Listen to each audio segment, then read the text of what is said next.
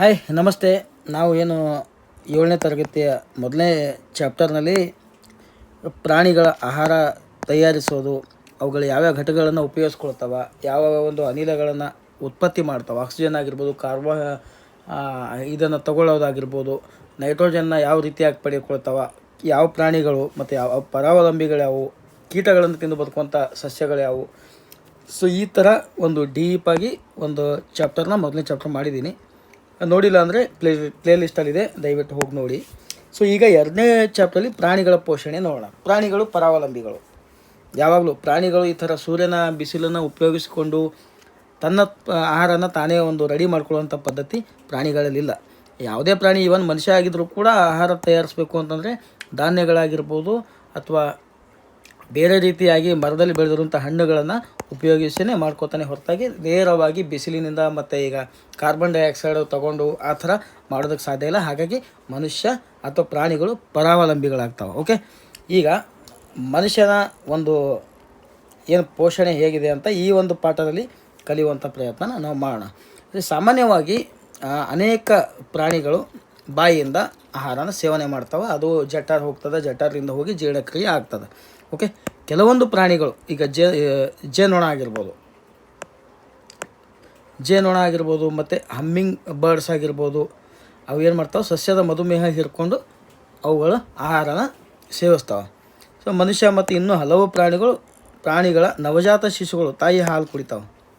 Okay, ಹೆಬ್ಬಾವಿನಂಥ ಹಾವುಗಳು ಇನ್ನೊಂದು ಆಹಾರ ಆಗಿರ್ತಕ್ಕಂಥ ಇನ್ನೊಂದು ಪ್ರಾಣಿನ ನುಂಗುತ್ತದೆ, ಬೇಟೆಯಾಡಿ ನುಂಗಿ ಅದು ಸ್ವಲ್ಪ ಜೀರ್ಣಕ್ರಿಯೆ ಮಾಡ್ಕೊತ ಹೋಗ್ತದೆ. ಮತ್ತು ಜಲವಾಸಿಗಳಿಂದವೆಲ್ಲ ಕಾಮನ್ ಆಗಿ ತಮ್ಮ ಸುತ್ತಮುತ್ತ ಏನು ತಿರುಗಾಡ್ತಾವಲ್ಲ ಸಣ್ಣ ಪುಟ್ಟ ಪ್ರಾಣಿಗಳನ್ನ ತಿಂದು ಬದುಕ್ತಾವೆ. ಇದೆಲ್ಲ ನಾವು ಮೊದಲನೇ ಚಾಪ್ಟ್ರಲ್ಲಿ ನೋಡಿದ್ದೀವಿ, ಅವ ಆಹಾರ ಪದ್ಧತಿಯಲ್ಲಿ ಆಹಾರ ಹೇಗೆ ಮಾಡ್ಕೊತಾವೆ ಮರಗಳು ಅಂತ. ಸೊ 2ನೇದರಲ್ಲಿ ಯಾವ ಪ್ರಾಣಿಗಳು ಹೇಗೆ ಅಂತ, ಅದರಲ್ಲಿ ಮುಖ್ಯವಾಗಿ ಮನುಷ್ಯ ಹೇಗೆ ಯಾವ ರೀತಿ ಅವನ ಬಾಡಿಯಲ್ಲಿ ಜೀರ್ಣಕ್ರಿಯೆ ಆಗ್ತದೆ ಮತ್ತು ಪ್ರಾಣಿಯಲ್ಲಿ ಯಾವ ರೀತಿ ಆಗ್ತದೆ ಅನ್ನೋದನ್ನು ಈ ಚಾಪ್ಟರ್ ಮುಖ್ಯ ಗುರಿಯಾಗಿದೆ, ಇದರಲ್ಲಿ ತಿಳ್ಕೊಬೇಕಾಗಿದೆ. ಇಲ್ಲಿ ಒಂದು ವಿಸ್ಮಯಕಾರಿ ಸಂಗತಿ ಕೊಟ್ಟಿದ್ದಾರೆ. ಇವು ಭಾಳ ಇಂಪಾರ್ಟೆಂಟ್ ಆಗುತ್ತವೆ. ಈ ಒಂದು ಸರ್ಕಾರಿ ಪುಸ್ತಕದಲ್ಲಿ ವಿಸ್ಮಯಕಾರಿ ಆಗಿರ್ಬೋದು, ತಿಳಿದು ನೋಡಿ ಅಂತ, ಮಾಡಿ ನೋಡಿ ಅಂತ ಏನು ಚಟುವಟಿಕೆಗಳು ಇರ್ತಾವಲ್ಲ, ಇಲ್ಲಿ ಇಂಪಾರ್ಟೆಂಟ್ ಟಾಪಿಕ್ಸ್ನ ಕೊಟ್ಟಿರ್ತಾರೆ. ಸೊ ಕ್ಯಾಲ್ಸಿಯಂ ಕಾರ್ಬೋನೇಟ್ ಯುಕ್ತ ಗಟ್ಟಿ ಚಿಪ್ಪುಗಳಿಂದ ಆವೃತದ ಪ್ರಾಣಿಗಳನ್ನು ನಕ್ಷತ್ರ ಮೀನುಗಳು ತಿನ್ನುತ್ತವೆ. ಕ್ಯಾಲ್ಸಿಯಂ ಕಾರ್ಬೋನೇಟ್ ಯುಕ್ತ ಏನದು, ಈಗ ಕಪ್ಪೆ ಚಿಪ್ಪಾಗಿರ್ಬೋದು, ಆ ಥರ ಇದನ್ನು ನಕ್ಷತ್ರ ಮೀನುಗಳು ತಿಂದು ಏನು ಮಾಡ್ತಾವೆ, ಅದರೊಳಗಿರುವಂಥ ಮೃದುವಾದ ಪ್ರಾಣಿ ತಿನ್ನೋ ಸಲಕ್ಕ ಅವು ಅದನ್ನು ಹೊಟ್ಟೆನ ಓಪನ್ ಮಾಡಿಬಿಟ್ಟು ಒಳಗೆ ತೊಗೊಂಡ್ಬಿಡ್ತದೆ. ಆಮೇಲೆ ಹೊಟ್ಟೆ ಪುನಃ ದೇಹದೊಳಗೆ ತೊಗೊಂಡು ಅಲ್ಲಿ ಆಹಾರ ನಿಧಾನವಾಗಿ ಜೀರ್ಣಕ್ರಿಯೆಗೆ ಒಳಗಾಗ್ತದೆ. ಕ್ಯಾಲ್ಸಿಯಂ ಕಾರ್ಬೋನೇಟ್ ಯುಕ್ತ ಗಟ್ಟಿ ಚಿಪ್ಪುಗಳಿಂದ ಆವೃತವಾದ ಪ್ರಾಣಿಗಳನ್ನು ನಕ್ಷತ್ರ ಮೀನುಗಳು ತಿನ್ನುತ್ತವೆ. ಈ ಒಂದು ಲೈನು ವೆರಿ ಇಂಪಾರ್ಟೆಂಟ್ ಅದ, ನೋಟ್ ಮಾಡಿ ಇಟ್ಕೋರಿ. ಓಕೆ, ನೆಕ್ಸ್ಟ್ ಮನುಷ್ಯನ ಜೀರ್ಣಕ್ರಿಯೆ ಬಗ್ಗೆ ಸ್ವಲ್ಪ ನಿಧಾನವಾಗಿ ನೋಡೋಣ. ನಾನು ಹೇಳೋದು ಸ್ವಲ್ಪ ಸ್ಪೀಡ್ ಅನ್ನಿಸ್ಬೋದು. ಓಕೆ, ಮನುಷ್ಯರಲ್ಲಿ ಜೀರ್ಣಕ್ರಿಯೆ ವೆರಿ ಇಂಪಾರ್ಟೆಂಟ್ ಟಾಪಿಕ್. ಗ್ಲ್ಯಾನ್ಸ್ ಮೇಲೆ ಪ್ರತಿಯೊಂದು ಎಕ್ಸಾಮಲ್ಲೂ ಕೂಡ ಕ್ವಶನ್ಸ್ ಬಂದಿದ್ದಾವೆ. ನೋಡೋಣ ಏನಿದೆ ಅಂತ. ನಾವು ಬಾಯಿಯ ಮೂಲಕ ಆಹಾರ ಸೇವಿಸ್ತೀವಿ. ಓಕೆ, ಅದು ಜೀರ್ಣಿಸಿ ಬಳಸ್ಕೊಳ್ತೇವೆ. ಓಕೆ, ಬಳಸಿಕೊಳ್ಳದ ಆಹಾರ ಹೊರ ಹಾಕಲ್ಪಡ್ತದೆ. ಓಕೆ, ಇದು ಗೊತ್ತು. ಮುಂದೆ ಬಾಯಿಯ ಕುಹರ ಏನಿದು ಬುಕ್ಕಲ್ ಆ್ಯಕ್ಟಿವ್ ಇದೆಯಲ್ಲ, ಕ್ಯಾವಿಟಿ, ಅಲ್ಲಿಂದ ಆರಂಭ ಆಗ್ತದೆ ನಮ್ಮದು, ಗುದದ್ವಾರಕ್ಕೆ ಕೊನೆ ಆಗ್ತದೆ. ನೀಳ ಕೊಳವೆಯ ಮೂಲಕ ಆಹಾರ ಸಾಗ್ತದೆ. ಇಲ್ಲೊಂದು ಚಿತ್ರ ಕೊಟ್ಟಿದ್ದಾರೆ, ತೋರಿಸ್ತೀನಿ ನಿಮ್ಗೆ. ಈ ಕೊಳವೆಯನ್ನು ಬೇರೆ ಬೇರೆ ಭಾಗಗಳಿಗೆ ವಿಂಗಡಿಸ್ಬೋದು. ಒಂದು ಏನು ಪೈಪ್ಲೈನ್ ಇರ್ತಲ್ಲ ಬಾಯಿಯಿಂದ ಕೆಳಗಿನವರೆಗೂ, ಅದಕ್ಕೆ ಭಾಗಗಳಾಗಿ ಇಲ್ಲಿ ಇದು ಮಾಡ್ಯಾರ. ಬಾಯಿಯ ಕುಹರು, ಓಕೆ, ಅನ್ನನಾಳ, ಜಠರು, ಸಣ್ಣ ಕರುಳು, ಓಕೆ, ದೊಡ್ಡ ಕರುಳು, ಗುದದ್ವಾರ. ಸೊ 6 ಭಾಗಗಳಾಗಿ ನಾವು ಸೇವಿಸಿರೋ ಫುಡ್ಡು 6 ಭಾಗಗಳ ಮೂಲಕ ಚಲಿಸಿ ಒಳಗಡೆ ಕೊನೆಗೆ ಇದಾಗ್ತದೆ ಅಂತ ಹೇಳ್ತಾರೆ. ಇದು ಭಾಳ ದೊಡ್ಡ ಮಾರ್ಗ ಅಂತ ಅನಿಸ್ಬೋದು ನಿಮ್ಗೆ. ಇಲ್ಲಿ ಬಿಡಿ ಇದೆಲ್ಲ ಒಂದು ಕ್ರಿಯೆಗೆ ಜೀರ್ಣನಾಳ ಅಂತ ಕರಿತೀವಿ. ಬಿಡಿಯಾಗಿ ಮಾಡಿದ್ರೆ ಏನು ಹಿಡಿವಲ್ಲ ಅವೆಲ್ಲರೂ ಕಲಿಸಿ ಒಂದು ಜೀರ್ಣನಾಳ ಅಂತ ಕರಿತೀವಿ. ಅದಕ್ಕೆ ಜಠರು ಮತ್ತು ಸಣ್ಣ ಕರುವಿನ ಒಳಗೋಡೆಗಳನ್ನು ಮತ್ತು ಜೀರ್ಣನಾಳಕ್ಕೆ ಸಂಬಂಧಿಸಿದ ಲಾಲ ರಸಗ್ರಂಥಿ, ಯಕೃತ, ಮೇದೋಚಿರಕ, ಗಾಲ್ ಬ್ಲಾಡರ್ ಗ್ರಂಥಿಗಳು ಹಲವಾರು ಗ್ರಂಥಿಗಳ ಜೀರ್ಣ ರಸಗಳನ್ನು ಸ್ರವಿಸುತ್ತವೆ. ಅವು ಒಂದು ಜೀರ್ಣಕ್ರಿಯೆಗೆ ಏನು ಬೇಕಾಗ್ತವೆ ಆ ಒಂದು ಈ ರಸನ ಇವು ಬಿಡುಗಡೆ ಮಾಡ್ತಾವೆ. ಇವುಗಳನ್ನು ಆಹಾರ ಸಂಕೀರ್ಣವಾದ ವಸ್ತುಗಳನ್ನು ಸರಳ ಘಟಕಗಳನ್ನಾಗಿ ಪರಿವರ್ತಿಸುತ್ತವೆ. ಈ ಹಾರ್ಡ್ ಫುಡ್ಡನ್ನು ಇವರು ಏನು ಜೀರ್ಣಕ್ರಿಯೆ ಮಾಡೋದಕ್ಕಾಗಿ ಅವುಗಳನ್ನು ಸಾಫ್ಟ್ ಫುಡ್ಡಾಗಿ ಕನ್ವರ್ಟ್ ಮಾಡ್ತವೆ. ಜೀರ್ಣನಾಳ ಮತ್ತು ಅದಕ್ಕೆ ಸಂಬಂಧಿಸಿದ ಗ್ರಂಥಿಗಳು ಒಟ್ಟಾರೆ ಸೇರಿ ಜೀರ್ಣಾಂಗ ವ್ಯೂಹ ಅಂತ ಕರೀತಾರೆ. ಇದಕ್ಕೆ ಈ ಒಂದು ಪ್ರೊಸೆಸ್ಸಲ್ಲಿ ಯಾವ್ಯಾವ ಅಂಗಗಳು ಭಾಗವಹಿಸ್ತಾವೆ ಅಂದ್ರೆ ಇದು ಮಾಡ್ತಾವೆ ಅವೆಲ್ಲವಕ್ಕೂ ಸೇರಿಸಿ ಜೀರ್ಣಾಂಗ ವ್ಯೂಹ ಅಂತ ಕರೀತಾರೆ. ಡಯಾಗ್ರಾಮ್ ಇದೆ ನೋಡಿದ್ದೀರಾ. ಬಾಹ್ಯ ಕುರಹ, ಲಾಲಾರಸ ಗ್ರಂಥಿ, ಅನ್ನನಾಳ, ಯಕೃತ, ಪಿತ್ತಕೋಶ, ಜಠರ, ಮೇದೋಜೀರಕಾಂಗ ಮತ್ತು ಇಲ್ಲಿ ಸಣ್ಣ ಕರುಳು, ದೊಡ್ಡ ಕರುಳು, ಗುದದ್ವಾರ. ಓಕೆ, ಇದು ಲಿವರ್, ಇದು ಗಾಲ್ ಬ್ಲಾಡರ್. ಒನ್ ಬೈ ಒನ್ ನೋಡೋಣ. ಫಸ್ಟು ಬಾಯಿಯಿಂದ ಸ್ಟಾರ್ಟ್ ಆಗುತ್ತೆ. ಆಹಾರ ಸೇವಿಸಿದಾಗ ಬಾಯಿಯ ಮೂಲಕ ಆಹಾರ ಬಾಡಿ ಒಳಗೆ ಹೋಗ್ತದೆ. ಹೋದ್ಮೇಲೆ ಏನಾಗ್ತದೆ ಅಂತ ನೋಡೋಣ. ವೆರಿ ಇಂಪಾರ್ಟೆಂಟ್ ಇದೆ. ಕ್ವಶನ್ ರೈಸ್ ಆಗೋ ಸಾಧ್ಯತೆಗಳು ಜಾಸ್ತಿ ಇರ್ತವೆ ಇಲ್ಲಿ. ಓಕೆ, ಬಾಯಿ ಮೂಲಕ ಆಹಾರ ದೇಹದೊಳಗೆ ಸೇರುತ್ತದೆ. ದೇಹದೊಳಗೆ ಆಹಾರ ಸೇರಿಸುವ ಪ್ರಕ್ರಿಯೆಗೆ ಆಹಾರ ಸೇವನೆ ಅಂತ ಕರೀತಾರೆ. ಫಸ್ಟ್ ಏನು ತಿಂತೀವಲ್ಲ ಅದಕ್ಕೆ ಆಹಾರ ಸೇವನೆ ಅಂತ ಕರೀತಾರೆ. ಹಾಲು ಹಲ್ಲು ಮತ್ತು ಶಾಶ್ವತ ಹಲ್ಲು, ಎರಡು ಪ್ರಕಾರದ ಹಲ್ಲುಗಳು ಮನುಷ್ಯನಲ್ಲಿ ಇರ್ತಾವೆ. ಇರುವುದು 4 ಪ್ರಕಾರ. ಬಟ್ ಏನು 1-2 ಸಲ ಬಂದು ಹೋಗ್ತಾವಲ್ಲ ಅವಕ್ಕೆ ಹಾಲು ಹಲ್ಲು ಮತ್ತು ಶಾಶ್ವತ ಹಲ್ಲು ಅಂತ ಕರೀತಾರೆ. 8 ವರ್ಷದ ಒಳಗೆ ಏನು ಬರ್ತಾವೆ ಬಂದು ಬೀಳ್ತಾವಲ್ಲ ಅವು ಹಾಲು ಹಲ್ಲು ಆಗಿರ್ತಾವೆ. 8 ವರ್ಷ ಆದಿಗೆ ಅವು ಏನು ಬಿದ್ದಿರ್ತಾವಲ್ಲ, ಬಿದ್ದ ಮೇಲೆ ಮತ್ತೇನು ಬರ್ತಾವಲ್ಲ ಅವು ಪರ್ಮನೆಂಟ್ ಹಲ್ಲುಗಳು. ಮತ್ತೆ ಬಿದ್ದರೆ ಮತ್ತೆ ಬರಲ್ಲ, ಅವು ಮುಗಿತಾವೆ ಒಂದು ಸಲ. ಓಕೆ, ಸಣ್ಣಾಗಿದ್ದಾಗ ಬಿದ್ದರೆ ಮತ್ತೆ ಬರ್ತಾವೆ, ಅದಾದಮೇಲೆ ಮತ್ತೆ ಬರೋಂಗಿಲ್ಲ. ಈ ಹಲ್ಲಿನ ಮೇಲೆ ಸುಮಾರು ಸಲ ಕ್ವಶನ್ ಬಂದಿದೆ, ಸುಮಾರು ಸಲ ಕ್ವಶನ್ ಆಗಿದೆ. ನೀವು ಹಳೆ ಕ್ವಶನ್ ಪೇಪರ್ ತೆಗೆದು ನೋಡಿ. ಈ ಒಂದು ಏನಂತಾರೆ ಇದಕ್ಕೆ ಕರೆಕ್ಟಾಗಿ ಜೋಡಣೆ ಮಾಡೋದಾಗಿರ್ಬೋದು ಅಥವಾ ಎಷ್ಟು ಹಲ್ಲುಗಳು ಅಂತಾಗಿರ್ಬೋದು ಅದರ ಇದು ಅಂತ ಕೇಳಿರ್ಬೋದು. ಇದಕ್ಕೊಂದು ಫಾರ್ಮುಲಾ ಇದೆ. ಏನು ಫಾರ್ಮುಲಾ ಅಂತಂದರೆ 2 1 2 3 2 1 2 3 ಇಂಟು 4 ಮನುಷ್ಯನ ಹಲ್ಲುಗಳು. ಯಾವ ರೀತಿ ಅಂತ ಎಕ್ಸ್ಪ್ಲೇನ್ ಮಾಡ್ತೀನಿ. 2 1 2 3ನ ನೋಡಿ. ಸೆಕೆಂಡು. ಓಕೆ, ಈಗ 2 1 2 3 ಯಾವ ಥರ ಅಂತಂದರೆ ಇದು ಒಂದು ಸೈಡು ಕೆಳಗಿನ ಹಲ್ಲು ಅಂತ ತೊಗೊಳ್ಳಿ. ಓಕೆ, ಮೇಲೆ ನಾವು ಇನ್ನು ನೋಡಿಲ್ಲ, ಕೆಳಗಿನ ಹಲ್ಲು ಅಂತ ತೊಗೊಳ್ಳಿ. ಇಲ್ಲಿಂದ ಸ್ಟಾರ್ಟ್ ಮಾಡ, ಇಲ್ಲಿ ಭಾಗ ಮಾಡಿ. 2 ಬಾಚಿ ಹಲ್ಲು, ಇದು 1, ಇದು 2. ಓಕೆ, ಕೋರೆ ಹಲ್ಲು ಇದು 1, ಕಿರು ದವಡೆ ಹಲ್ಲು 1 2. ಸಾರಿ, ಕಲರ್ ಚೇಂಜ್ ಮಾಡ್ತೀನಿ. ಈಗ ಬಾಚಿ ಹಲ್ಲನ್ನ ಗ್ರೀನ್ ಮಾಡ್ತೀನಿ. ಇದು 1. ಓಕೆ, ಇದನ್ನು ಬ್ಲೂ ಮಾಡೋಣ. ಇದು 1, ಇದು 2. ಓಕೆ, ಈಗ ದವಡೆ ಹಲ್ಲುಗಳು 3. ದವಡೆ ಹಲ್ಲುಗಳು 3, 1 2 3. ಸಾರಿ, 3 2, ಇದು 1. ಓಕೆ, ಇದು 2, ಇದು 1. ಓಕೆ, ಇದು 1, ಇದು 1 2. ಏನಾಯ್ತು ಗೊತ್ತಾ? ಫಾರ್ಮುಲಾ ಹೇಳಿದ್ದೀನಿ ನಾನು ನಿಮಗೆ. ಫಾರ್ಮುಲಾನ ಕೆಳಗಡೆಯಿಂದ ಮಾಡಬೇಕು ನಾವು, ಈ ಮಧ್ಯದಿಂದ. ಯಾವ ಥರ? 2 3 2 1. ಇದೆರಡು 2, ಇದು 2 1. ಸಾರಿ, 2 1, ಇದು 1 2 3. 2 1 2 3 ಇಂಟು 4 ಮಾಡಿ ನಿಮಗೆ 32 ಹಲ್ಲುಗಳು ಸಿಗ್ತಾವೆ ಇಲ್ಲಿ. ಓಕೆ, ಯಾವ ರೀತಿ ನೆನ್ಪಿಟ್ಕೊಳ್ಬೇಕು ಅನ್ನೋದನ್ನು ಒಂದು ಸಿಂಪಲ್ ಪಾರ್ಟ್ಸ್ ಮಾಡಿ ಹೇಳಿದಾಗ, ಇದನ್ನು ನಾವು ಏನು ತೊಗೊಂಡಿವಲ್ಲ ಈಗ, ಇದು ಕೇವಲ ಅರ್ಧ ಭಾಗ ತೊಗೊಂಡಿವಿ. ಇಂಥದ್ದು ಈ ಕಡೆ ಒಂದು ಭಾಗ ಇದೆ, ಇದು ಬರೀ ಕೆಳಗಿನ ಹಲ್ಲಾಯಿತು. ಮೇಲೆ ಕೂಡ 2 ಭಾಗ ಇರ್ತಾವೆ. ಸೊ ಹಾಗಾಗಿ 2 1 2 3ನ ಇಂಟು 4 ಮಾಡಿ ನಿಮಗೆ ಆನ್ಸರ್ ಬರುತ್ತೆ. 2 1 2 3 ಇಂಟು 4 ಮಾಡಿ 32 ಆಗುತ್ತೆ. ಸಿಂಪಲ್. ಫಸ್ಟ್ ಬಾಚಿ ಹಲ್ಲು 2, ಕೋರೆ ಹಲ್ಲು 1, ಕಿರು ದವಡೆ ಹಲ್ಲು 2, ದವಡೆ ಹಲ್ಲು 3. ಸೊ ಈ ಥರ ಒಂದು ಕರೆಕ್ಟಾಗಿ ಏನು ಕ್ರಮವಾಗಿ ಬರೆಯೋದು ಕೇಳ್ಬೋದು. ಯಾವ ಹಲ್ಲುಗಳು ಎಷ್ಟಿದಾವೆ ಅಂತ ಕೇಳ್ಬೋದು, ಅಥವಾ ಕ್ರಮವಾಗಿ ಇವು ಹಲ್ಲುಗಳು ಕೂಡ ಕ್ರಮವಾಗಿ ಎಷ್ಟಿದಾವೆ ಅಂತ ಕೇಳ್ಬೋದು, ಟೋಟಲ್ ಎಷ್ಟಿದಾವೆ ಅಂತ ಕೂಡ ಕೇಳ್ಬೋದು. ಈ ಒಂದು ಭಾಗನ ನೀವು ಪ್ರಾಕ್ಟೀಸ್ ಮಾಡಿದರೆ ಒಂದು 3-4 ಸಲ ನೀವು ನೋಡ್ಕೊಳ್ಳಿ, ನಿಮ್ಗೆ ನೆನಪು ಉಳಿಯುತ್ತಿದ್ದು. ಏನು ಅಷ್ಟೊಂದು ಕಷ್ಟ ಏನಲ್ಲ ಇದು. ಒಂದು ವೇಳೆ ನೀವು ಈ ಅರ್ಧ ಭಾಗನ ಪ್ರಾಕ್ಟೀಸ್ ಮಾಡಿದರೆ 2 1 2 3 ಮಾಡಿದರೆ ಏನೇ ಕೇಳಿ, ಬಾಚೆ ಹಲ್ಲು 2 ಇದೆ, ಕೋರೆ ಹಲ್ಲು 1 ಇದೆ, ಟೋಟಲ್ ಎಷ್ಟು ಅಂತ ಕೇಳಿದಾಗ ಈ ಕಡೆ 1 ಈ ಕಡೆ 1 2 ಆಯಿತು, ಮೇಲೆ 2 2 + 2 4. ಇಲ್ಲ ಇದಕ್ಕೆ ಈಗ ಎಷ್ಟು ಈಗ ಒಂದು ಸ್ಮಾಲ್ ಎಕ್ಸಾಂಪಲ್, ಕಿರುದವಳೆ ಹಲ್ಲು ಮಾನವನ ದೇಹದಾಗ ಎಷ್ಟು ಅದಾವ ಅಂತ ಕೇಳ್ಯಾರ. 2 × 4 ಮಾಡಿರಿ. ಯಾಕಂದ್ರೆ 2 2 4 ಮೇಲೆ 4 ಇರ್ತವೆ. 2 × 4 ಎಷ್ಟಾಯಿತು? 8. ಇಲ್ಲಿ 2 ಇದಾವೆ, ಇಲ್ಲಿ 2 ಇದಾವೆ, 4 ಅದು, ಮೇಲೆ 2 8. ಈ ಥರ ಫಾರ್ಮೇಷನ್ನ ಒಂದು ಸಣ್ಣ ಒಂದು ನೋಟ್ಬುಕ್ ತೊಗೊಂಡು ಒಂದು ಚಿತ್ರ ಬಿಡಿಸಿ ಮಾರ್ಕ್ ಮಾಡ್ಕೊಂಡಾಗ ನಮಗೆ ಜಾಸ್ತಿ ದಿನ ನೆನಪು ಉಳಿತಾವೆ ಇವು. ನಾವು ನೆಕ್ಸ್ಟ್ ರಿವಿಷನ್ ಮಾಡಬೇಕಾದ್ರೂ ಆ ಒಂದು ಸಲ ಆ ಚಿತ್ರ ನೋಡಿದ್ವಿ ಅಂತಂದ್ರೆ ಮುಗೀತು, ನಮಗದು ಪರ್ಮನೆಂಟಾಗಿ ಕುಂತುಬಿಡ್ತದೆ. ಒಂದು ಚಟುವಟಿಕೆ ಹೇಳಿದರೆ ನೀವು ನೋಡ್ಕೊಳ್ಳಿ ಅಂತ, ಅದು ಸಣ್ಣ ಮಕ್ಕಳಿಗಿರುವಂಥ ಚಟುವಟಿಕೆ, ಅದರ ಅವಶ್ಯಕತೆ ಇಲ್ಲ. ಈಗ ಒಂದೇನು ಸ್ವೀಟ್ ತಿಂದಾಗ ಹಲ್ಲು ಹಾಳಾಗ್ತದಲ್ಲ, ಅದ್ರ ಬಗ್ಗೆ ಒಂದು ಸಣ್ಣದೊಂದು ಆರ್ಟಿಕಲ್ ಇದೆ. ಅದರಲ್ಲಿ ಬಾಯಿಯೊಳಗೆ ಬ್ಯಾಕ್ಟೀರಿಯಾಗಳಿರ್ತಾವೆ.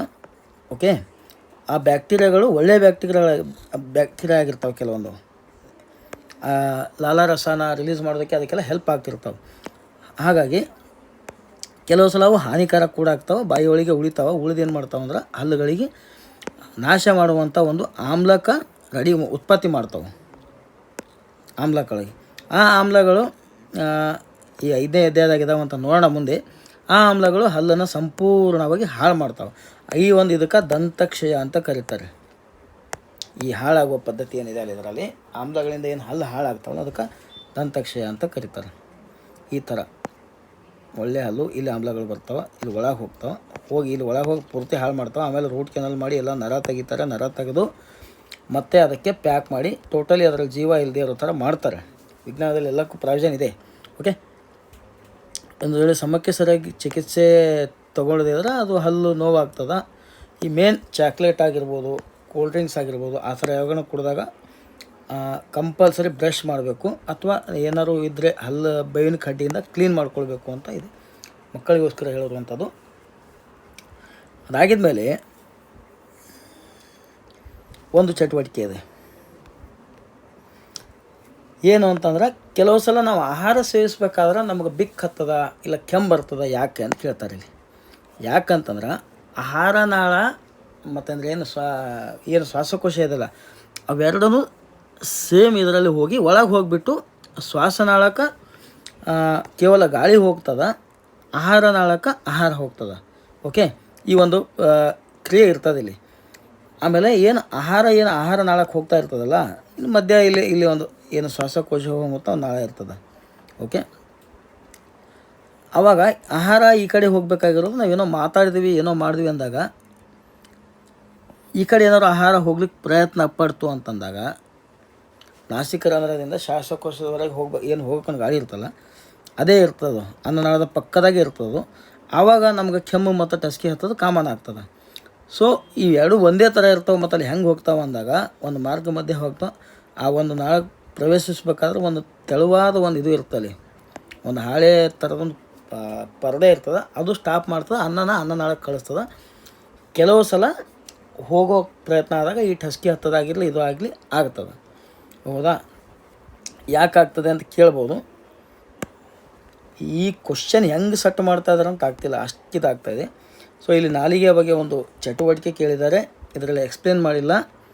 ಇದು ಕಂಪ್ಲೀಟಾಗಿ ಒಂದು ಪಾರ್ಟ್ ಮಾಡೋಣ. ಪಾರ್ಟ್ ಮಾಡಿಬಿಟ್ಟು ಯಾವ್ಯಾವ ಇದರಲ್ಲಿ ಏನೇನು ಇದಾಗುತ್ತೆ ನಮಗೆ ಅಂತ, ಟೇಸ್ಟ್ ಇರುತ್ತೆ, ಅನುಭವ ಆಗುತ್ತಂತ ನಾವು ನೋಡೋಣ. ನಾನು ನೆಕ್ಸ್ಟ್ ವಿಡಿಯೋದಲ್ಲಿ ಅದನ್ನು ಕಂಪ್ಲೀಟಾಗಿ ತೋರಿಸ್ತೀನಿ ನಿಮಗೆ. ಓಕೆ, ಈಗ ಅನ್ನನಾಳದ ಬಗ್ಗೆ ನೋಡೋಣ. ಅನ್ನನಾಳ, ನಾವು ಆಹಾರ ಏನು ನುಂಗ್ತೀವಲ್ಲ, ನುಂಗ್ದಾಗ ಅದು ಅನ್ನನಾಳಕ್ಕೆ ಪ್ರವೇಶ ಮಾಡ್ತದೆ. ಪ್ರವೇಶ ಮಾಡಿ ಏನು ಕತ್ತು ಮತ್ತು ಎದೆ ಭಾಗ ಉದ್ದಕ್ಕೆ ಇರ್ತಲ್ಲ, ಅದು ಅನ್ನನಾಳ ಆಗ್ತದೆ. ಇಲ್ಲಿದೆ ನೋಡ್ರಿ, ಇದು ಅನ್ನನಾಳ.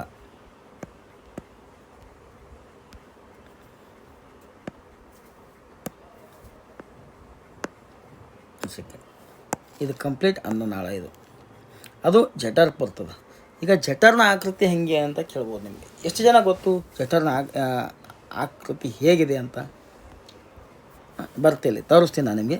ಅನ್ನನಾಳದ ಭಿತ್ತಿಯು ಚಲನೆಯಿಂದಾಗಿ ಭೀತಿಯ ಚಲನೆಯಿಂದಾಗಿ ಆಹಾರವು ಕೆಳಕ್ಕೆ ಚಲಿಸುತ್ತದೆ. ವಾಸ್ತವವಾಗಿ ಈ ಚಲನೆಯು ಆಹಾರನಾಳದ ಉದ್ದಕ್ಕೂ ಉಂಟಾಗಿ ಆಹಾರವು ಕೆಳಮುಖವಾಗಿ ತಳ್ಳುತ್ತದೆ. ಕೆಲವೊಮ್ಮೆ ನಮ್ಮ ಜಠರು ಆಹಾರವನ್ನು ಸ್ವೀಕರಿಸದೇ ಇದ್ದಾಗ ಅದನ್ನು ವಾಂತಿಯ ರೂಪದಲ್ಲಿ ಹೊರಹಾಕಲಾಗುತ್ತದೆ. ನಾವು ತಿಂದಾದ ಮೇಲೆ ವಾಂತಿ ಮಾಡಿದ ಸಂದರ್ಭಗಳಲ್ಲಿ ಸ್ಮರಿಸಿಕೊಳ್ಳಿ ಮತ್ತು ಅದಕ್ಕೆ ಕಾರಣ ಯೋಚಿಸಿ. ಈ ವಿಷಯವನ್ನು ಪೋಷಕರು ಮತ್ತು ಶಿಕ್ಷಕರನ್ನು ಚರ್ಚಿಸಿದ ಮಕ್ಕಳಿಗೆ ಕೊಟ್ಟಿರುವಂಥ ಕೆಲಸ. ಜಠರ್ ಜಠರ್ ಬಗ್ಗೆ ನೋಡೋಣ. ಜಠರ್ ಏನಂತ ಗೊತ್ತೇನೆ. ಜಠರ್ದು ದಪ್ಪ ಭೀತಿಯ ಚೀಲದಂಥ ಆಕೃತಿ ಇದೆ. ಇದರ ಆಕಾರವು ಚಪ್ಪಟೆಯಾದ ಜೆ ತರಹ ಇದೆ. ನೋಟ್ ಮಾಡ್ಕೊಳ್ಳಿ ಸರ್ ದಯವಿಟ್ಟಿದು. ಜೆ ತರಹದ ಚಪ್ಪಟೆ ಆಕಾರ ಜೆ ತರಹ ಅದು. ಓಕೆ. ಇದರ ಅನ್ನನಾಳದ ಅತ್ಯಂತ ಅಗಲ ಭಾಗವಾಗಿದೆ. ಏನು ಅನ್ನನಾಳದ ಒಂದು ದೊಡ್ಡ ಅಗಲ ಭಾಗವಾಗಿದೆ. ಇದು ಒಂದು ತುದಿಯಲ್ಲಿ ಅನ್ನನಾಳದಿಂದ ಆಹಾರವನ್ನು ಪಡೆದುಕೊಳ್ಳುತ್ತದೆ ಮತ್ತು ಇನ್ನೊಂದು ತುದಿಯಿಂದ ರಂಧ್ರವು ಸಣ್ಣ ಕರಳಿಗೆ ತೆರೆದುಕೊಳ್ಳುತ್ತದೆ. ಒಂದು ಕನೆಕ್ಷನ್ ಇರ್ತದೆ ಸಣ್ಣ ಕರಳಿಗೆ. ಜಠರದ ಒಳಪದರವು ಅಂಟಾದ ಲೋಳೆ, ಹೈಡ್ರೋಕ್ಲೋರಿಕ್ ಆಮ್ಲ ಮತ್ತು ಜೀರ್ಣರಸಗಳನ್ನು ಸ್ರವಿಸುತ್ತದೆ. ಇದೆ ಹೈಡ್ರೋಕ್ಲೋರಿಕ್ ಆಮ್ಲ. ನಮ್ಗೆ ಹಸಿವಾಗ್ತದಲ್ಲ, ಹಸಿವಾಯಿತು ಅಂದರೆ ಅದು ಉತ್ಪತ್ತಿಯಾಗಿರ್ತದೆ ಜಾಸ್ತಿ. ಆವಾಗ ನಾವು ಊಟ ಮಾಡಿದಾಗ ಅದು ಹೋಗಿ ಜೀರ್ಣ ಮಾಡಿಬಿಟ್ಟು ದೇಹಕ್ಕೆ ಏನು ಶಕ್ತಿ ಬೇಕಾಗ್ತದೆ ಅದನ್ನು ಕಾರ್ಬೋಹೈಡ್ರೇಟ್ಗಳನ್ನ ರಿಲೀಸ್ ಮಾಡ್ತದೆ. ಓಕೆ. ಲೋಳೆಯು ಜಠರದ ಪದರಗಳನ್ನು ರಕ್ಷಿಸುತ್ತದೆ. ಆಹಾರದ ಜೊತೆ ದೇಹದೊಳಗೆ ಸೇರುವ ಹಲವು ಬ್ಯಾಕ್ಟೀರಿಯಾಗಳನ್ನು ಹೈಡ್ರೋಕ್ಲೋರಿಕ್ ಆಮ್ಲ ಕೊಲ್ಲಿ ಪ್ರೊಸೆಸ್ ಮಾಡಿ ಎಷ್ಟು ಬೇಕಷ್ಟು ಅಂದರೆ ಅದರಲ್ಲಿ ಎಷ್ಟು ಪ್ಯೂರ್ ಕಾರ್ಬೋಹೈಡ್ರೇಟ್ ಆ ಥರ ಇರುತ್ತಲ್ಲ ಅದನ್ನು ನ್ಯೂಟ್ರಿಷನ್ಸ್ ಇರ್ತವೆ ಅದನ್ನು ದೇಹಕ್ಕೆ ಕೊಡ್ತದೆ. ಜೊತೆಗೆ ಜಠರದ ಮಾಧ್ಯಮವನ್ನು ಆಮ್ಲೀಯವನ್ನಾಗಿಸಿ ಜೀರ್ಣಕ್ರಿಯೆಗಳ ಕಾರ್ಯನಡೆಸಲು ಸಹಾಯ ಮಾಡುತ್ತದೆ. ಜೀರ್ಣರಸಗಳು ಪ್ರೋಟೀನ್ಗಳನ್ನು ಸರಳವಾಗಿ ವಿಭಜಿಸುತ್ತವೆ. ಪ್ರೋಟೀನ್ಗಳಿಗೆ ಅವು ಈಸಿಯಾಗಿ ವಿಭಜನೆ ಮಾಡಿ. ಸೊ ಅಲ್ಲಿಂದ ಈಗ ಸಣ್ಣ ಕರಳಿಗೆ ಬರ್ತದೆ ಫುಡ್. ಸಣ್ಣ ಕರಳ ಬಗ್ಗೆ ಏನಂತ ನೋಡೋಣ. ಸಣ್ಣ ಕರಳು ಸುರುಳಿಯಾಗಿ ಸುತ್ತಿಸಲ್ಪಡುತ್ತದೆ. ಅದು ನಾವು ನೋಡಿದ್ವಿ. ಇದು 7.5 ಮೀಟರ್ ಉದ್ದ ಇರ್ತಂತ ನೋಡ್ರಿ. 7.5 ಮೀಟರ್. ಎಷ್ಟು ಫೀಟ್ ಇರ್ಬೋದು ಅಂದಾಜು? 3.5 ಫೀಟ್ ಫಾರ್ 1 ಮೀಟರ್. ಅಂದರೆ ಇದಕ್ಕೆ ಇಂಟು 7 ಮಾಡಿರಿ. 3.5 ಇಂಟು 7 ಮಾಡಿರಿ. 3 7 21. 21 ಇದು ಒಂದು 7 ಅಂದ್ರೆ 3.5. 24 25 ಫೀಟ್ ಐತ್ರಿ ಸಣ್ಣ ಕರಳು. ಇಷ್ಟು ಸಣ್ಣ ದೇಹದೊಳಗೆ ಅಷ್ಟು ಹೆಂಗಿರ್ತದೆ ನೋಡ್ರಿ. ಹೆಂಗಿದೆ ಒಂದು ದೇಹದ ವಿಸ್ಮಯ. 1 ಮೀಟರ್ಗೆ 3.5 ಫೀಟ್ ಇರ್ತದೆ. ಇಂಟು 7.5 ಮೀಟರ್ ಮಾಡಿರಿ. ಅದ್ರ ಉದ್ದ ಗೊತ್ತಾಗ್ತದೆ. ಫೀಟ್ ಒಳಗೆ ಕೇಳ್ಬೋದು. ಅದು ಲಿವರ್ ಮತ್ತು ಪ್ಯಾಂಕ್ರಿಯಾನ್ಸ್ ಸ್ರವಿಕೆಗಳನ್ನು ಪಡೆಯುತ್ತದೆ. ಜೊತೆಗೆ ಅದರ ವಾಲ್ ಸಹ ರಸ ಸ್ರವಿಸ್ತದೆ. ಜಠರ್ ಮೇಲ್ಗಡೆ ಬಲಬದಿಯಲ್ಲಿ ಇರುವಂಥ ಕೆಂಪು ಮಿಶ್ರಿತ ಕಂದು ಬಣ್ಣದ ಗ್ರಂಥಿಯೇ ಯಕೃತ. ಲಿವರ್ ಕಲರ್ ಕೇಳ್ಬೋದು ರೀ. ಇನ್ನೊಂದ್ಸಲ ಹಾಕ್ತೀನಿ ನೋಡ್ರಿ. ಎಲ್ಲಿದದು? ಜಠರದ ಮೇಲುಗಡೆ ಬಲಬದಿಯಲ್ಲಿ ಇರುವಂಥ ಕೆಂಪು ಮಿಶ್ರಿತ ಕಂದು ಬಣ್ಣದ ಗ್ರಂಥಿಯೇ ಯಕೃತ. ಲಿವರ್ ಇದು ದೇಹದ ಅತ್ಯಂತ ದೊಡ್ಡ ಗ್ರಂಥಿಯಾಗಿದೆ. ಇದು ಓದಿರ್ತೀರಿ ಎಲ್ಲರೂ, ಮ್ಯಾಗ್ಝಿನ್ನಾಗ ಸಿಕ್ಕಿರ್ತದೆ ನಿಮ್ಗೆ, ಓದಿರ್ತೀರಿ ದೊಡ್ಡದು ಅಂಥೇಳಿ. ಓಕೆ. ಇದು ಏನು ಸ್ರವಿಸ್ತದ ಅಂತ ಕೇಳಿದಾನೆ. ಮತ್ತು ಪಿತ್ತರಸನ ಸ್ರವಿಸ್ತದ ಅಂತ ಹೇಳಿದ್ದಾರೆ. ಸೊ ಒಂದು ನೋಟ್ ಮಾಡ್ಕೊಡ್ರಿ. ಓಕೆ. ಈಗ ಜಠರ್ ಬಗ್ಗೆ ಸ್ಟಡಿ ಮಾಡಿದ್ರಲ್ಲ, ಅದು ಯಾವ ಥರ ಆಯಿತು ಅಂತ ಒಂದು ಸಣ್ಣದೊಂದು ಕತೆ ಇದೆ ಇಲ್ಲಿ. ಪಿತ್ತರಸವು ಒಂದು ಸಂಚಿ ಅಥವಾ ಚೀಲದಂಥ ಪಿತ್ತಕೋಶ ಗಾಲ್ ಬ್ಲಾಡರ್ದಲ್ಲಿ ಸಂಗ್ರಹ ಆಗುತ್ತದೆ. ಪಿತ್ತರಸವು ಕೊಬ್ಬಿನ ಜೀರ್ಣಕ್ರಿಯೆಯಲ್ಲಿ ಮಹತ್ತರ ಪಾತ್ರ ವಹಿಸುತ್ತದೆ. ಪಿತ್ತಕೋಶ ಅಂತ ಹೇಳ್ತಾರಲ್ಲ, ಗಾಲ್ ಬ್ಲಾಡರ್. ಅದು ಮೇದೋಜಿರಾಕಾಂಗವು ಜಠರದ ಕೆಳಗಡೆಯೇ ಕಂಡುಬರುವ ಕೆನೆ ಬಣ್ಣದ ದೊಡ್ಡ ಗ್ರಂಥಿಯಾಗಿದೆ. ಕಾರ್ಬೋಹೈಡ್ರೇಟ್, ಕೊಬ್ಬು ಮತ್ತು ಪ್ರೋಟೀನ್ಗಳ ಮೇಲೆ ಮೇದೋಜಿರಕವು ರಸವು ವರ್ತಿಸಿ ಅವುಗಳನ್ನು ಸರಳಗೊಳಿಸುತ್ತದೆ. ಓಕೆ. ಜಠರದೊಂದು ಸಣ್ಣದೊಂದು ಕಥೆ ಇದೆ ನೋಡೋಣ. ಜಠರ್ ಇದೆಯಲ್ಲ, ಇಲ್ಲಿ ಒಂದು ವಿಚಿತ್ರ ಅವಘಡ ಆಗ್ತದೆ. ಜಠರದ ಕಾರ್ಯನಿರ್ವಹಣೆ ಬಗ್ಗೆ ಸಂಶೋಧನೆ ಆಗ್ತದೆ. 1822 ಅಲೆಕ್ಸಿಸ್ ಸೆಂಟ್ ಮಾರ್ಟಿನ್ ಎಂಬವನಿಗೆ ಒಂದು ಗುಂಡು ಹತ್ತದ. ಆ ಗುಂಡಿನ ಗಾಯಗೊಂಡು ಹಾಸ್ಪಿಟ್ಲಿಗೆ ಹೋಗ್ತಾನೆ. ಅವನ ಎದೆಯೊಳಗೆ ಹೋಗಿರ್ತದೆ. ಆವಾಗ ಅಮೇರಿಕಾದ ಸೇನಾ ವೈದ್ಯ ವಿಲಿಯಂ ಬಿಮೆಂಟ್ ರೋಗಿ ಬದುಕಿಸ್ತಾರೆ, ಆ ರಂಧ್ರ ಮುಚ್ಚಲಿಕ್ಕಾಗಲ್ಲ ಅವರಿಗೆ. ಸೊ ಹಾಗಾಗಿ ಅವರು ಅದನ್ನು ಹಾಗೆ ಒಂದು ಪಟ್ಟಿ ಕಟ್ಟಿ ಗುಣಮುಖ ಆಗ್ಲಿಕ್ಕೆ ಬಿಡ್ತಾರೆ. ಮುಂದೇನಾಗ್ತದೆ, ಈ ಒಂದು ಕ್ರಿಯೆ ಅವ್ರಿಗೆ ಏನಾಗ್ತದೆ, ಒಳಗೆ ಏನೇನಾಗ್ತದೆ ನೋಡ್ಲಿಕ್ಕೆ ಅವರಿಗೆ ಅನುಕೂಲ ಆಗ್ತದೆ. ಇದರ ಸಹಾಯದಿಂದನೇ ಅವರು ಬಳಸಿಕೊಂಡು ಅದರ ಅದ್ಭುತ ವೀಕ್ಷಣೆ ಮಾಡ್ತಾರೆ. ಜೊತೆ ಏನೇನು ಕೆಲಸ ಮಾಡ್ತಾರೆ ಅಂತೇಳಿ ಜಠರದೇನು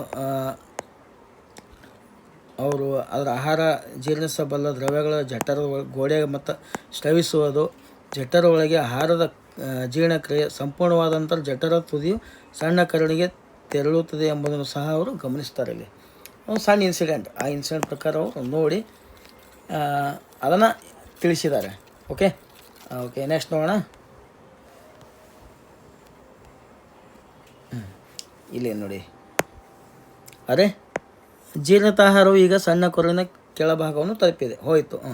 ಅಲ್ಲಿ ಕರುಳಿನ ಜೀರ್ಣರಸವು ಆಹಾರದ ಎಲ್ಲ ಘಟಕಗಳ ಜೀರ್ಣಕ್ರಿಯೆಯನ್ನು ಪೂರ್ಣಗೊಳಿಸುತ್ತದೆ.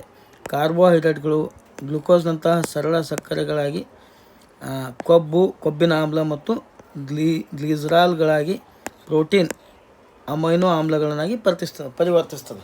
ಯಾವ್ಯಾವಕ್ಕೆ ಏನೇನಾಗಿ ಪರಿವರ್ತಿಸ್ತದೆ ಅಂತ ಒಂದ್ಸಲ ನೋಡಿರಿ.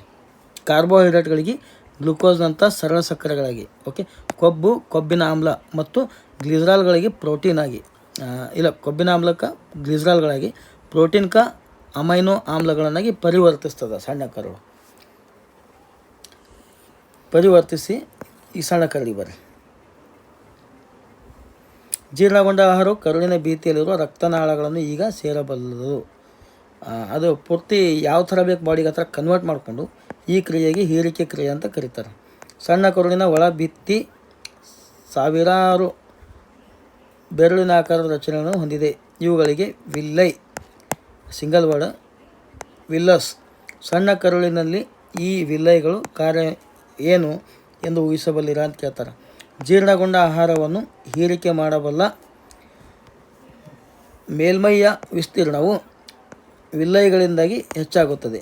ಪ್ರತಿ ವಿಲ್ಲಸ್ ಕೂಡ ಅದರ ಮೇಲ್ಮೈಗೆ ಹತ್ತಿರವಾಗಿ ತೆಳ್ಳನೆ ಮತ್ತು ಸಣ್ಣ ರಕ್ತನಾಳ ಜಾಲವನ್ನು ಒಳಗೊಂಡಿರುತ್ತದೆ. ಜೀರ್ಣಗೊಂಡ ಆಹಾರವನ್ನು ವಿಲ್ಲೈಗಳು ಮೇಲ್ಮೈ ಹೀರಿಕೊಳ್ಳುತ್ತವೆ. ಹೀರಲ್ಪಟ್ಟ ಆಹಾರ ಪದಾರ್ಥಗಳು ರಕ್ತನಾಳಗಳ ಮೂಲಕ ದೇಹದ ಬೇರೆ ಬೇರೆ ಅಂಗಗಳಿಗೆ ಸಾಗಣೆಯಾಗುತ್ತದೆ. ಇವುಗಳಲ್ಲಿ ಅವುಗಳು ದೇಹಕ್ಕೆ ಅಗತ್ಯವಾದ ಪ್ರೋಟೀನ್ಗಳಂಥ ಸಂಕೀರ್ಣ ವಸ್ತುಗಳಾಗಿ ಜೋಡಣೆಗೊಳ್ಳುತ್ತದೆ. ಇದನ್ನು ಸ್ವಾಂಗೀಕರಣ ಅಂತ ಕರೀತಾರೆ. ಜೀವಕೋಶಗಳಲ್ಲಿ ಆಕ್ಸಿಜನ್ ಸಹಾಯದೊಂದಿಗೆ ಗ್ಲುಕೋಸ್, ಕಾರ್ಬನ್ ಡೈಆಕ್ಸೈಡ್ ಮತ್ತು ನೀರಾಗಿ ವಿಭಜನೆಗೊಂಡು ಸಪ್ರೇಟ್ ಆಗ್ತವೆ. ಜೊತೆಗೆ ಶಕ್ತಿಯು ಬಿಡುಗಡೆ ಆಗ್ತದೆ. ಹೀರಿದ ಉಳಿದ ಎಲ್ಲ ಅಥವಾ ಜೀರ್ಣಗೊಳಿದ ಪದಾರ್ಥಗಳು ದೊಡ್ಡ ಕರಳಿಗೆ ಹೋಗ್ತಾವೆ, ಅಲ್ಲಿಂದ ಹೊರಗೆ ಹೋಗ್ತಾವ್ರು ದೊಡ್ಡ ಕರಳಿಂದ. ಅದೇನು ಸಿಂಪಲ್ ಏನು ಅಷ್ಟೊಂದು ಇದಿಲ್ಲ. ಸೊ ಇಷ್ಟು ಒಂದು ಮನುಷ್ಯನ ಕ್ರಿಯೆ ಆಯಿತು. ನಾಳೆ ಪ್ರಾಣಿಗಳ ಬಗ್ಗೆ ನೋಡೋಣ. ಪ್ರಾಣಿಗಳು ಯಾವ ರೀತಿಯಾಗಿ ತಮ್ಮ ಜೀರ್ಣಕ್ರಿಯೆಗಳು ಮಾಡ್ತಾವೆ, ಹುಲ್ಲು ತಿನ್ನೋ ಪ್ರಾಣಿಗಳು ವಿಶೇಷವಾಗಿ. ನಾಳೆ ಒಂದು ವಿಡಿಯೋದಲ್ಲಿ ನಾನು ಕಂಟಿನ್ಯೂ ಮಾಡ್ತೀನಿ. Thank you.